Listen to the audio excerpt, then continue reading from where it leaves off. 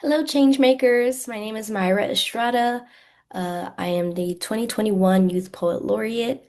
I am currently a student at UC Berkeley studying sociology with a minor in creative writing.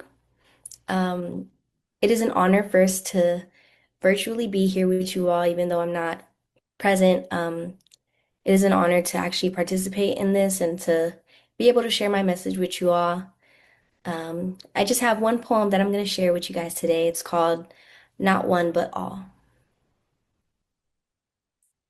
It would not take one but all to save us, to keep our community centered in the land that we know, to foster hope in homes deserted of love, nourishment, and care, but never, never culture.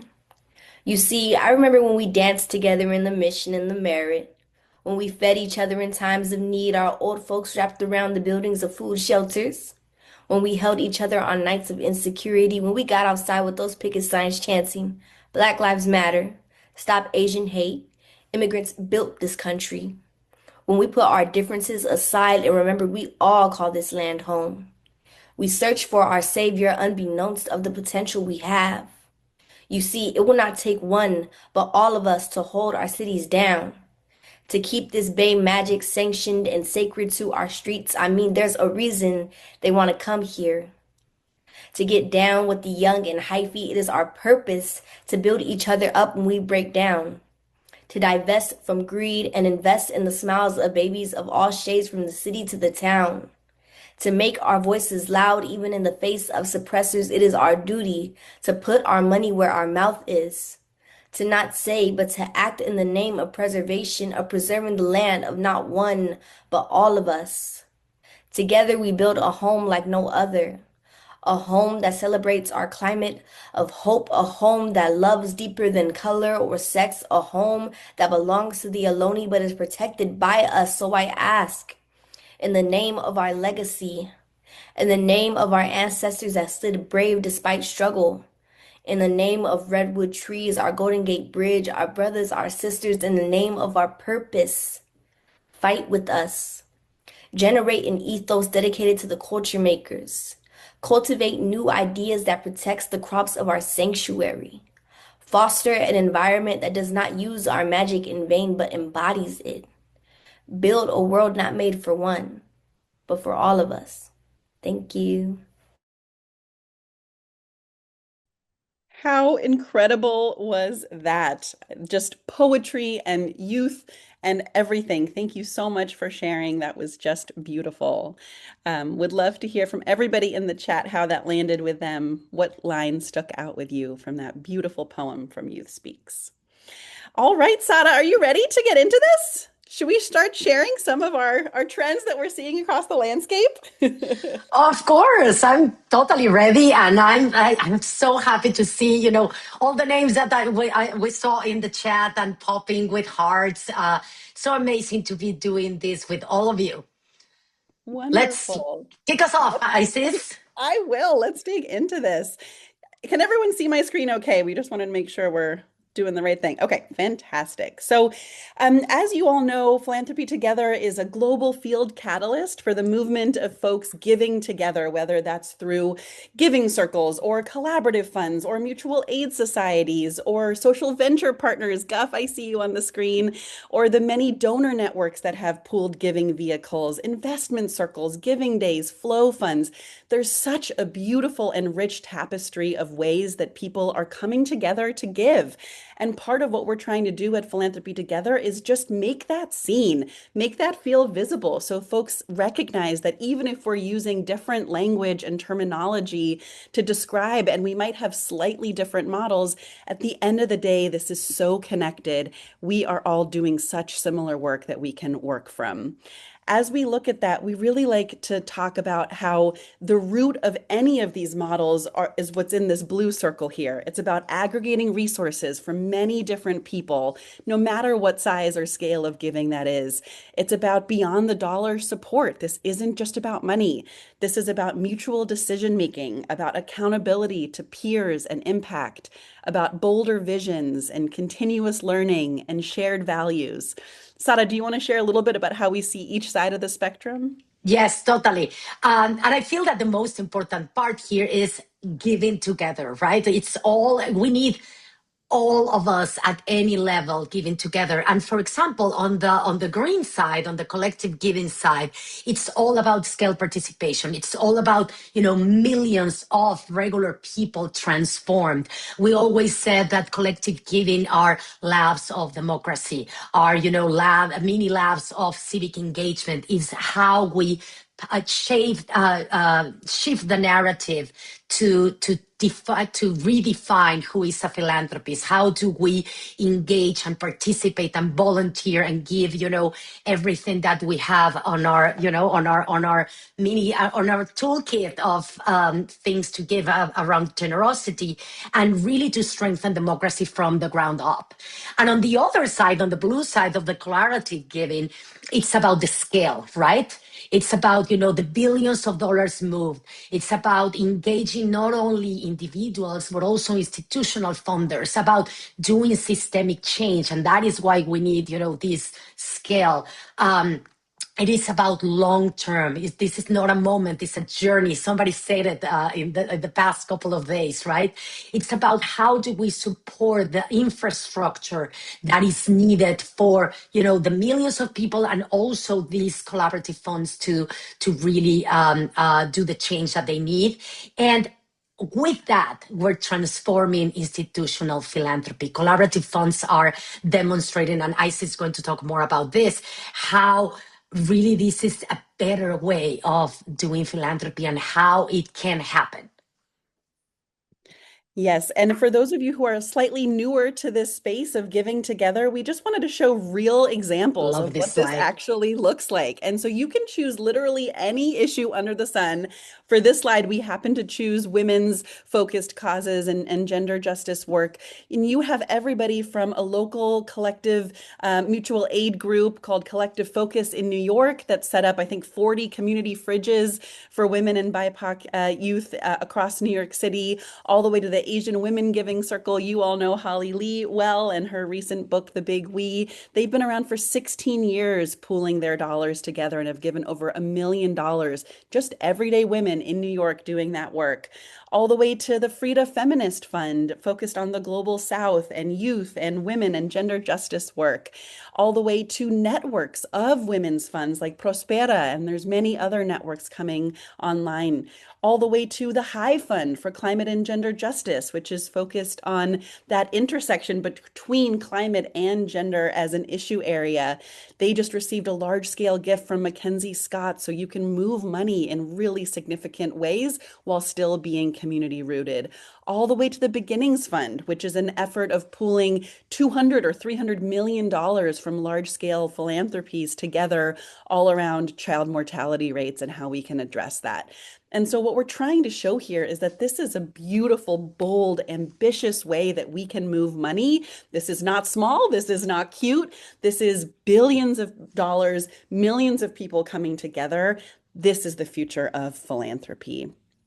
I want to talk through a few threads that we're seeing across this movement as you all are doing your work, and would love to hear at the end. We would love to open it up to everybody to share their thoughts. So as I'm going through these, please keep in mind what might be coming across for you. The first I want to talk through is this concept of the radius of trust.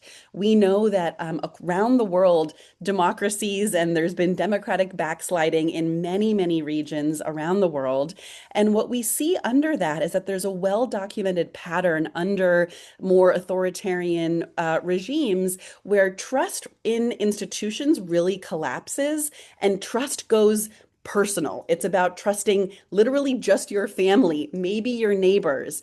But the thing about it is that that interpersonal trust is so crucial to civic space working well, to civil society flourishing. And so if we hope to be able to combat authoritarian trends around the world, we're really going to have to focus on those spaces and places where we can build that trust. And groups like mutual aid or local community foundations, giving circles, all these other models where you actually have people coming together, that's going to be crucial for us if we hope to push back against the closing of civic space globally. And we've seen this. Collective giving is a rapidly expanding movement. Our research in abundance, the landscape that we did in 2023 showed that there were nearly 4,000 collective giving groups, and that's just in the US. We haven't even done the broad redo of the global landscape, though there are efforts afoot. Something just closed in Australia looking at that effort. We're about to do something with Giving Tuesday across Latin America. So we're really showing and seeing how big and expansive this movement is. And those 4,000 group pooled $3.1 billion over 6 years between 2017 and It's 2023. not cute. It It's is a not cute, powerful exactly. movement. We always say that. Mobilizing 370,000 individual givers and philanthropists. So this can work at scale, and that's what I know many of us here care about. We also wanted to lift up the research that we did in the last few years around the archetypes of what exists today across the collective giving landscape. You have groups like many in the Philanos network, Women Giving Big, where you have large numbers of women coming together, giving larger grants, like $1,000 individually each year. And then together that adds up to $100,000 or larger cases.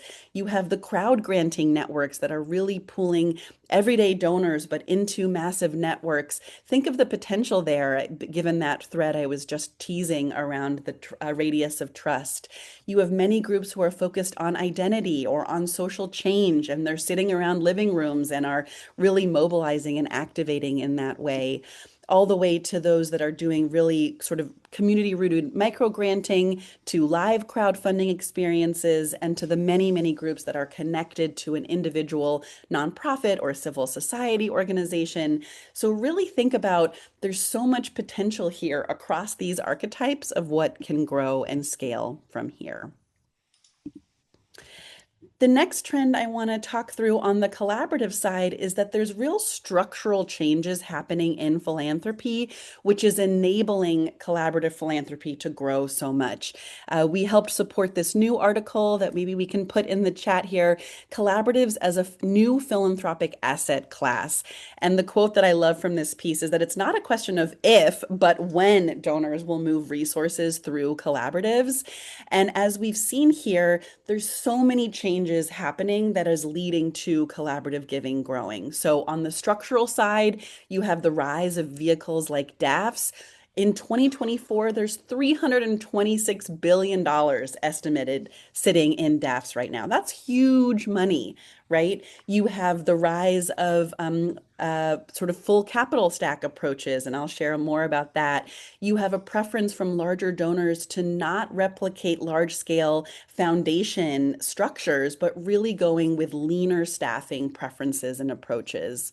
Then you have the broader contextual landscapes. Foundation endowments are only continuing to rise. I think the latest estimate is almost at $2 trillion sitting in foundation endowments. You have the rise of the mega donor and the great wealth transfer, the polycrisis landscape. I'll talk about these in a few slides. And then you have the philosophical changes that are really happening in our field. I hope many of you have seen the shift towards trust-based, responsive, equity-focused, locally led, proximate. All of these threads and themes are really rising. And when you put these three together, the structural, the contextual, and the philosophical, it's the perfect hotbed for structures like collective and collaborative giving to really take root and move many, many dollars from here. My As God, we're I love this slide. Do you want to take this one, Sada? I'm going to take this one. Okay, so this slide is actually, this picture is from our Collab Summit of last year. But you know, as Isis was saying, collaboratives are a different class of giving, an emerging class of giving, and a really effective class of giving. There are more than 500 collaboratives around the world, and this number keeps growing literally every day. And they're moving money at scale. Right now, they're moving between $4 to $7 billion a year. And the crazy part, and this is my favorite stat, as you see in the blue jelly bean, is these collaboratives could be moving $17 billion a year. with the current staffing that they have, with the current infrastructure that they have. As I said, they're totally primed. What they need is just more dollars. Those dollars that are sitting in DAVs, those dollars that are sitting in private foundations to be moved. But collaboratives, and Isis is going to talk a little bit more about this, about the research that we recently released. They are the ones moving money quickly, proximate to communities. You take that part, Isis. Yeah, definitely. And we just had a session at We Give about this. So if you want to learn more, please look at that session. It's called the Collaborative Effect. And basically, we found that when collaboratives are doing their work well with proximity and partnership and pathways for relationships and impact, and how they're actually doing their grant making, the patterns of practice, and how they situate and locate power and shared governance with grantees on the ground, they're outperforming large scale philanthropy with a fraction of the staffing. And so we know that this can work well. And for those of you who received the swag pack, you received a card deck that has a set of questions that you can use to interrogate your own giving.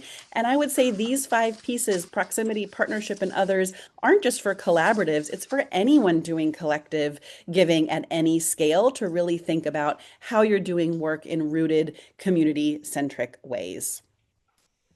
Um, and I love what Shannon in the chat is saying. I worked and how hard it is for private foundations to give their money away. That shouldn't be the case. There are places and spaces and pathways to do this. And so, how do we really lean into that? Another thread that we're seeing and noticing Share is this with your board. exactly share control. Yeah. Is the growth of this concept of polycrisis and intersectional giving. And so this really is this notion, the sort of how economic and environmental and geopolitical and societal and technological, there's so many risks that are colliding today. We have to fund accordingly. It doesn't work anymore to have, a foundation with a single strategic focus that is only one of those when so many of these issues are happening in intersectional opportunities and ways. And I just love this quote by Audre Lorde, which I'm sure you all have heard before, but it is worth saying again. There's no thing as a single issue struggle because we do not live single issue lives, right? And so how can we take all of that into our ways of doing this work? We see that happening already. Collective and collaborative giving groups don't have a strategy that is siloing them with an issue area. And I really think that this can be the next wave.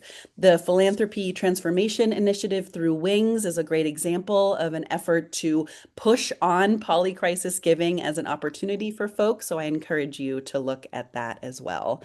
They say that embracing this approach requires taking a broader, transversal, and intersectional lens on social problems with an honest reflection of the org's history, resources, and spheres of influence to identify where the greatest impact can be made. Let's all think bold in our next chapter around how we can make change. Another piece that I had already mentioned a little bit, but is this concept of the wealth transfer that is happening. Just to put the stat out there again, if you haven't seen it in a while, 84 trillion is expected to be transferred by 2045, with women set to inherit a huge amount of that through whether that's being inherited or through marriage. And we know that women give differently. Women are a huge component of collective giving. They give with more trust, they give more collaboratively, they give in more community-centered ways. Imagine what that's going to unlock for the world if we're able to harness and develop the pathways for women to find their voice and find their space and home in the many different collective and collaborative giving vehicles that exist all around the world. And ICE is also, the wealth transfer going to the newer generations, right? Next As generation too, Glenn, as 100%. Glenn Gallich was mentioning yesterday, right? Younger donors want to change the status quo. They don't want to give the same way that their grandparents or their parents used to do it. So there is a big opportunity to influence the younger generations in a more collaborative way of giving. 100%. And this certificate that I'm showing on the screen here, we also know that with the wealth transfer and with all of those structural changes there's a whole new growing body of philanthropic advisors that are the lean staffing structures that are helping high net wealth donors figure out where to give. And so for everyone on the screen, think about how you're interacting with the growing wealth advisors and philanthropic advisors out there. One example of an effort that we've tried is this collaborative philanthropy certificate. It's a deep dive, 8-hour opportunity to really learn about what it means to do collective and collaborative giving, how to do that well, and how to advise your donors on that. So we're trying all different ways to try to impact and influence this system. The next thread that I want to pull here is this concept of a full capital stack, which sounds pretty jargony, but it's really basic at the end of the day. It's this thought that we cannot make the change that we want to see in the world for a better world just through charitable donations. That is not going to do it for us. We really have to think through all the other ways that money moves. And so that might be everything from impact investing to here in the US C4 political giving. And there's other ways of doing that globally, to loan loss reserves or other debt vehicles, to below market concessionary loan programs. There's so many ways that this can happen that isn't just a tax deductible charitable gift. And then if you bring in all of the thoughts around giving to individuals directly, right? That it's not just through formal structures, but it's through just individuals and mutual aid groups making change on the ground. There was an excellent session at We Give last year called Give Outside the Box, looking at how various collective and collaborative giving groups are doing some of this work. So I encourage you to look at that. And Sada, I'll let you talk about the 5 T's, which is the other end of this full capital spectrum. Yeah, I feel these past 3 days, and I feel that every time we talk about collective and collaborative giving, it is this, right? It's about looking at philanthropy and giving a lot more expansively. It's not just about mobilizing money, but it's everything that is around it. It's your time, your talent. Those three, I mean, we all know that they have been in faith communities since forever. But the ones that we want to highlight is using your testimony and your tie. How can you use your voice, your story to open doors to those causes that you care about and to mobilizing others to give, to engage? And then your ties, right? All of us are part of different networks. And a lot of times those doors that we can open to organizations in our neighborhoods, those are even more important than the amount of money that we can mobilize at some point. This morning in the collective community conversations and collective conversations that we're having, we are seeing that in every single pocket of the world, generosity is there. It exists. We just need to tap into it and mobilize a lot more people. And I'm going to put you on the spot here, Sada, but this is from the TED Talk that we luckily were able to give a few years ago. And just this line just sticks with me every single time. All the money in the world won't save us, but beloved community can. And I think that brings together so many of the threads here. The last few threads I want to lift up here is this concept of human intelligence, right? We all have been talking ad nauseum in all of our different spaces around AI and the growth of AI. And what we're seeing now is this interesting dichotomy where there's actually tons of public information that's available that AI is scraping from all of these public websites and immediately putting it at people's fingertips. And given sort of shifts towards more authoritarian regimes, there's also many nonprofits, and this is not just in the US, that are scraping things from their website, that are taking down their staff, that are changing their mission statements, that are taking out details of language around the programs that they're offering because of shrinking space and the fear that is being built around that. And so at the same time that you have all of this being scraped by AI, you also have so much information going underground. And so the insight here is that it's really going to come down to that people forward knowledge, being able to understand if an organization or a nonprofit is doing great work, it's going to take people knowing that organization at the local level. Collective and collaborative giving are going to have a huge role to play in building that relational infrastructure. And again, going back to the one you said before, like building that trust, right?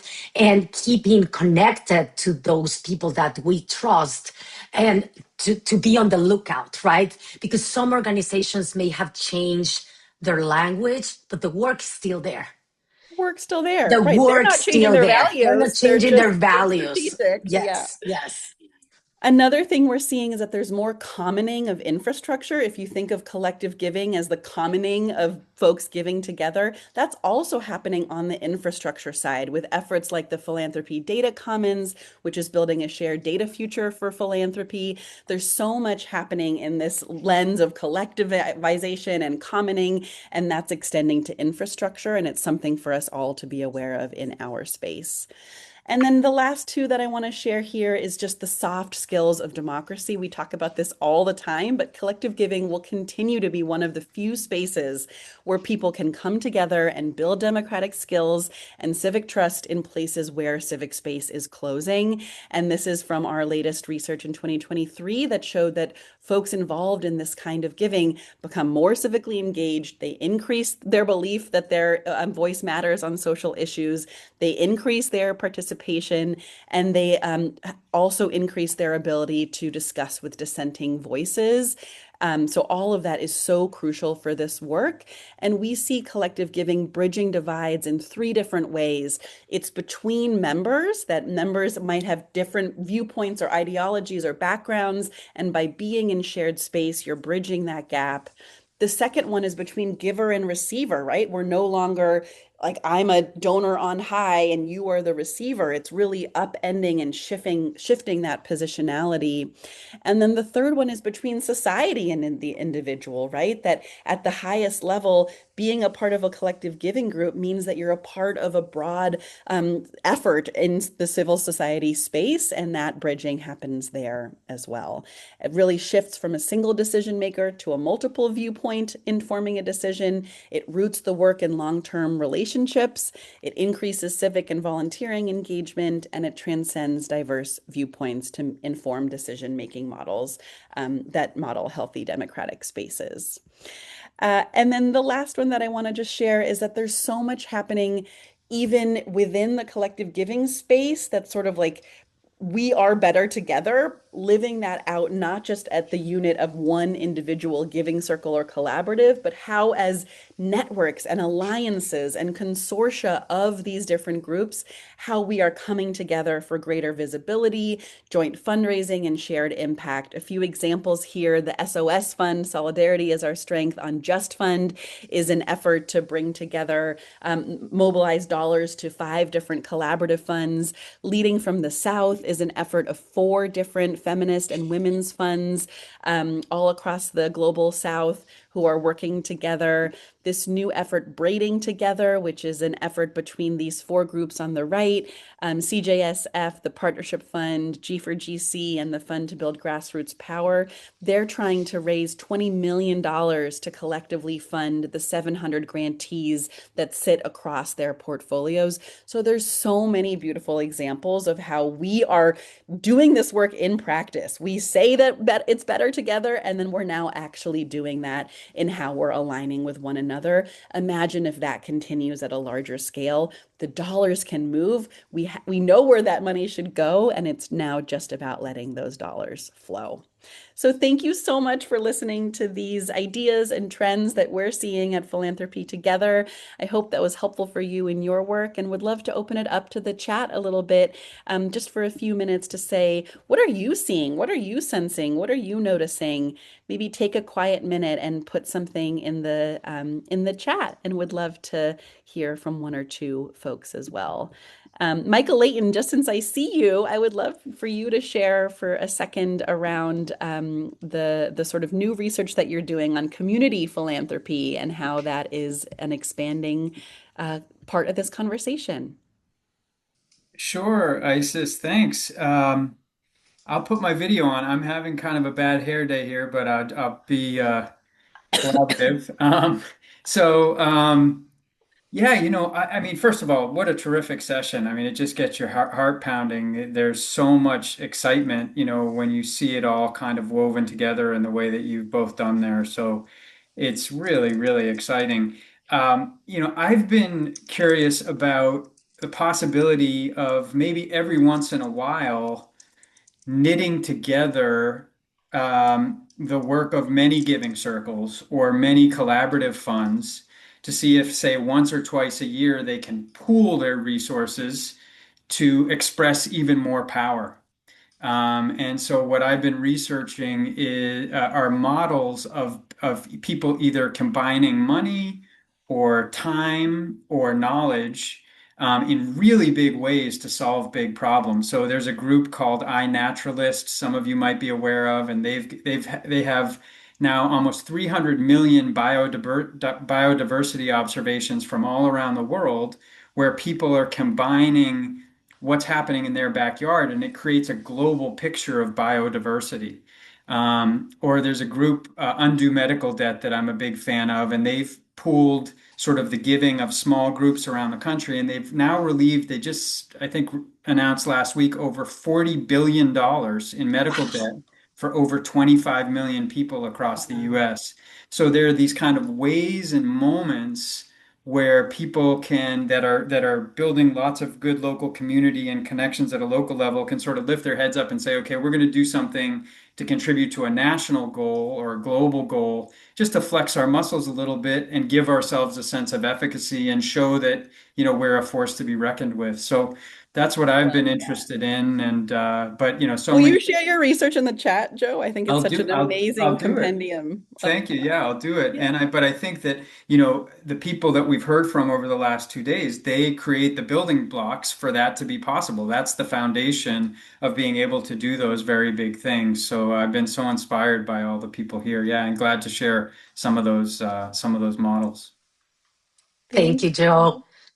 I think Michael now can come. Michael, do you want to share?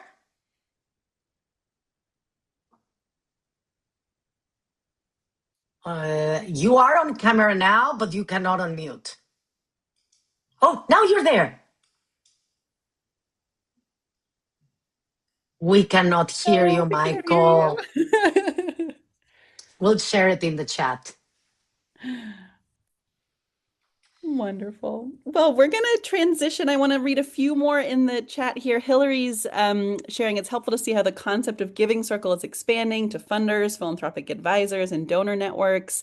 I've previously felt limited by a giving circle concept, but this makes me see myself as part of this movement. Oh, thank you for sharing that, Hillary. Yeah, I think what we're trying to show in that opening slide that we shared is just that giving circle is one expression of collective giving and collaborative giving, but there's so many different ways that people are doing this to such a great extent. So welcome, welcome in.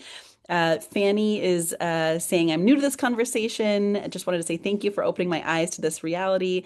As a person that works in a small island community, I really appreciate this. I do not belong to any of these circles, but I see where this could be a new form of organizing my community through my Yes. organization. Love that, Fanny. That's wonderful. Um, okay, I'm gonna transition us now and bring up Sophia to the stage, our new addition to the Philanthropy Together team. She's our Vice President of Programs and will lead us through this next activity. Thanks, Isis and Sada. Thank you so much for those thoughts. I feel like it's such a rich picture of, yeah, where we are and where things are heading. It gets me really fired up. I mean, as Sada and Isis mentioned, I think, I'm new to the Philanthropy Together team. I joined about 5 weeks ago as Vice President of Programs. I'm super excited to be here with all of you. I come from the world of economic justice and collective giving and community organizing. And so stepping into this room is a huge honor because you are all the people who have been really building this movement of collective giving.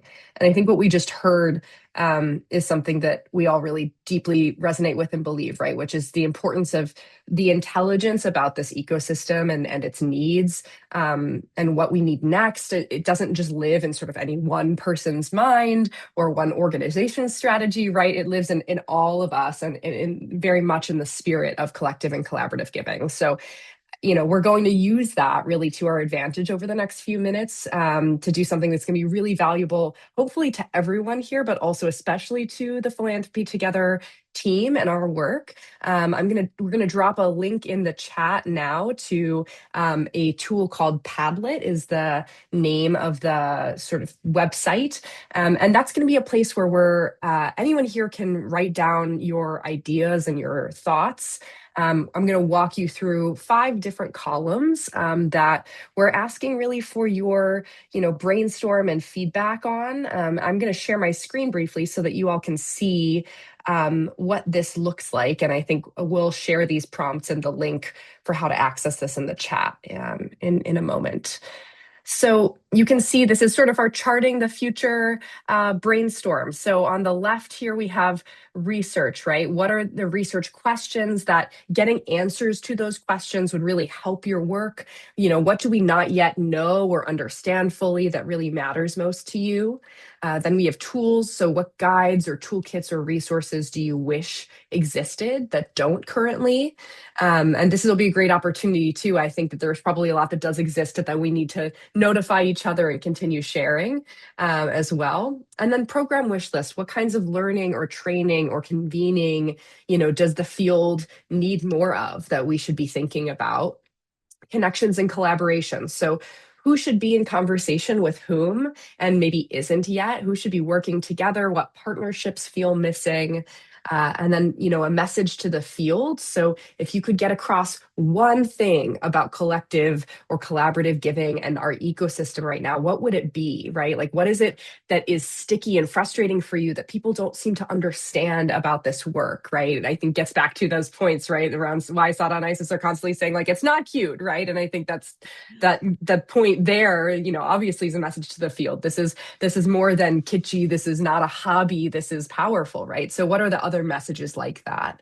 And then, an anything else column, obviously this is not, expansive completely. And so if there's something that doesn't quite fit one of those other categories, please share your thoughts, share your ideas with us, share your feedback. So if you see here, there's plus signs under each of these categories. So if you click the plus sign, you can write whatever you want, click publish, and then your thought will be here. You can also do so anonymously. So if you don't want your name, next to that post, that's totally okay. And you can also comment on other people's thoughts as well if you want to add on. But we'd love to just take a minute. We're going to play some music and give you all a chance to play with this and share your thoughts with us. And we're just so appreciative for all the energy and ideas that you're sharing. Goff, to Thank your you so point of the chat box, we will make sure to transfer all these links and everything to the Padlet so we can have everything in one side, on one place. Thank you. Sorry, Isis. No, I just wanted to thank Sophia and say that we've at Philanthropy Together, we've really tried to co-shape and co-build our strategy year over year with insights from the community. And so just so grateful for everyone to take 2 quiet minutes now and put your thoughts down.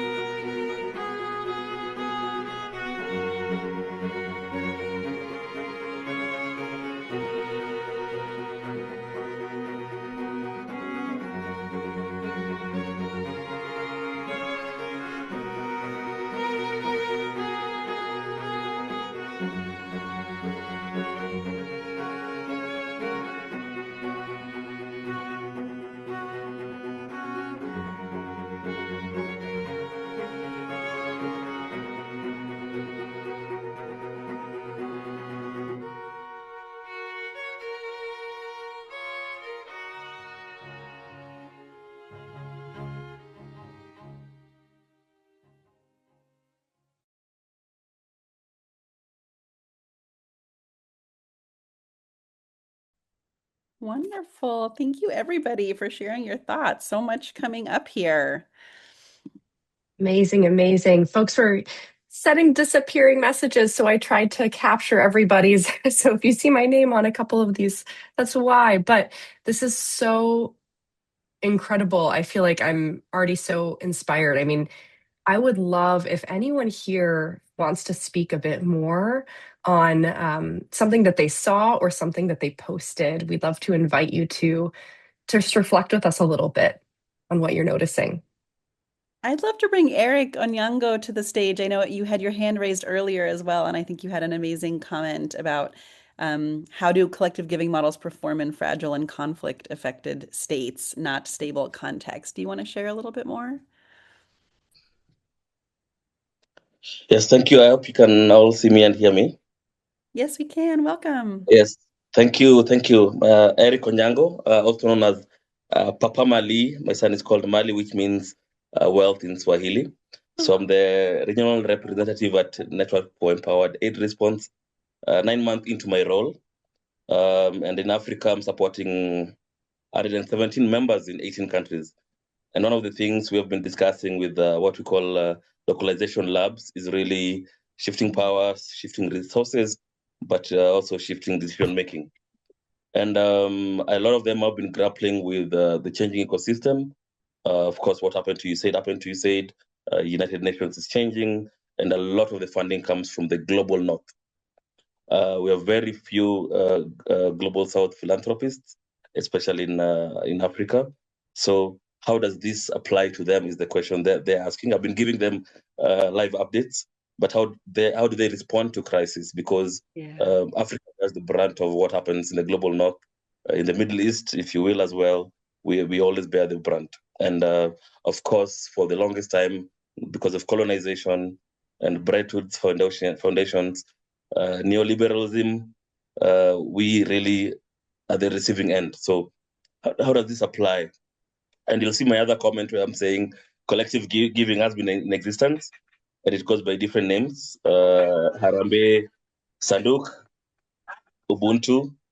So how do we apply that to this context? Is the question I really want to ask, because localization includes even localizing what we're calling collective giving and adapting it to the context. Thank you. Over to you. 100%, Eric. Thank you for that thought. And I would say we always put up the slide. I forgot to do it this time around how we always say that collective giving is not new, not American, not from the West, right? This is really rooted in global traditions and practices from around the world since the beginning of human history. And so thank you for bringing that into the space as well. And also have heard so much around how in sort of a post-aid, post-ODA world, so many folks are saying, I'm sad that the money's not there, and we don't want to go back to that reality of how money was flowing, and looking at collective and collaborative giving as potentially a new way of looking at how to do some of this in more locally rooted ways as opposed to a global north, global south context. So really love those thoughts, Eric. Thank you. Sophia, was there another comment that you wanted to lift up from somebody? I would love to. I mean, it's gotten a lot of likes, and I think people are agreeing. Sada, before she left, had commented under the connections and collaboration. We need to have more youth voices represented, and we've been talking on the Philanthropy Together team about how to better do that. I'm curious if others have thoughts there, especially if there's young people on the call who want to, speak to that and how we can uplift those voices. I also see a hand raised for Hillary. I'm not sure, Hillary, if you wanted to say something on that or something else. Either Yeah, way is well, fine. I want to kind of expand that conversation and say that maybe it's not just bringing in young people, but thinking about it as an intergenerational space and using like the knowledge and wisdom that people who are older have and inviting young people to be in conversation as we think about like democracy being a part of what like learning soft democracy is part of giving circles. I think that like intergenerational relationships is a big piece of that. So Thank thanks. you, Hillary. I think that's such a great point, right? We talk a lot about collective giving's power in sharing across, socioeconomic background and race and gender and so many different parts of who we are. But I think when we talk about that, like cross-cultural dialogue, we're not often explicitly naming how important that cross-cultural dialogue is intergenerationally, because to your point, I think Josephine in the chat talked about how building trust and moving partnerships is really sticky and tricky. And I think, you know, intergenerationally, we have different cultural norms as well, right? Even if we're from the same exact place. So yeah, introduce that as part of the conversation baked in more often? And I'm seeing a big thread here also on indigenous roots of philanthropy and how to look at the insights and ideas and approaches there. Lourdes, are you still on the call? I think I see you. Do you want to join us here and share any thoughts? Hi everyone, good to see you. Thanks. Hi, good to see you. Hello, Ernest. Hello. Yes, I think, as some of you may know, IFF has been really amplifying the voices and leadership of Indigenous-led funds, and we particularly bring also a lens of focus on Indigenous women. So everywhere we go, we are both highlighting the leadership of Indigenous women and also the role that Indigenous-led funds play in this type of conversations. And so the report that I share in the chat is just one piece of what these funds are doing, both as not only collaborative funds, but also more importantly for Indigenous peoples, self-determined funds who are redistributing funding or resources to communities in the way that they would like to be funded and heard, and their kind of views and worldviews and their processes of living truly funded and supported. So love to be able to support that. But as we were also just chatting about youth, and that's another area of work that we also been promoting, particularly bringing the global indigenous youth voices into philanthropy.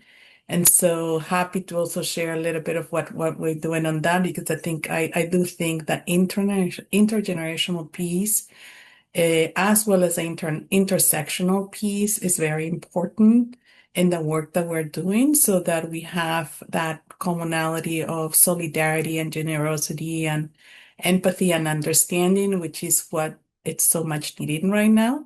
And so excited to be part of this conversation, and kudos to everyone at Philanthropy Together for putting this for all of us.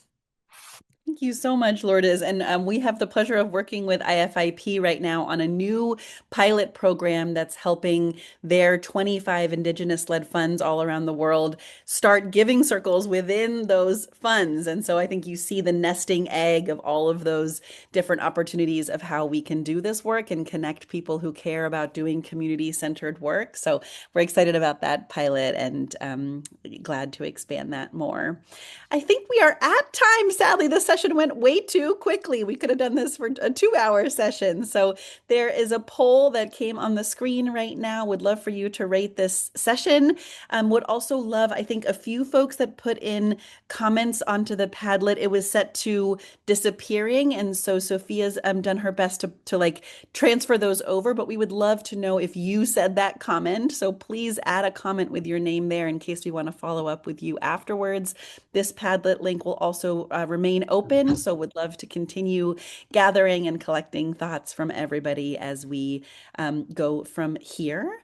And then our raffle winner is Leah Anyanwu. So welcome, Leah. Thank you for being here today, and our team will be in touch from there.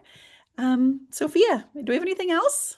No, just wanted to say I'm so eager to keep sinking my teeth into all these incredible ideas and pieces of feedback. And if you asked a question explicitly, we'll do our best to circle back and follow up with you to make sure your question gets answered and we can connect you with folks. I know there's a lot of that happening in the chat too. But thank you everyone for all of your ideas and your expertise. Yeah, thank you so much. And get ready for our closing keynote of the day. That's coming up in just a few minutes. And so would love for you to stay with us. What comes next requires all of us, resilience and the future of the nonprofit sector, with Akila Watkins from Independent Sector and Diane Yentl from the National Council of Nonprofits. I know it's going to be a firehouse conversation. And after that, we're doing our first ever Circle Back, which is just an open space for us all to reflect on everything we've learned from the last 3 days at We Give Summit and chart the path forward together. So join us for those next 2 sessions. We'll see you in just a few minutes.